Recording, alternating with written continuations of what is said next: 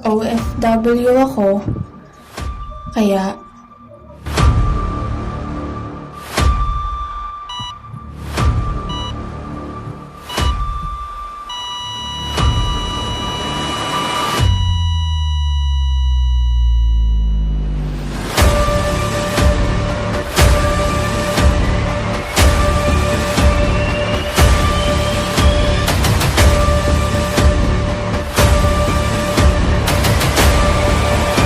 nagbalak ako mag-OFW, kaso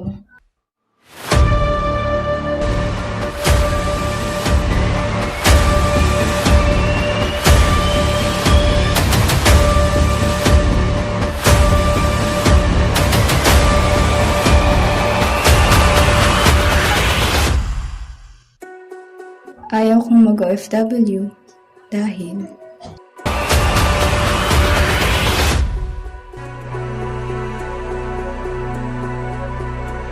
na hindi ka kasambahay, hindi ka katuwang. Yun nga, sabi niya nung naiyak ako, sabi niya na, you are my slave.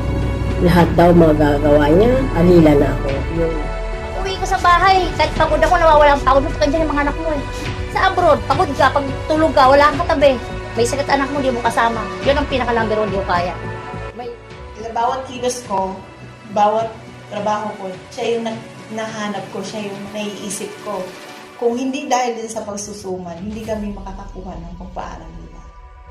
Tatlong storya na magkakaiba, pero ang bawat isa ay isa lamang ang layunin. Kanilang isinulat at aming ilalapit mga istoryang imposible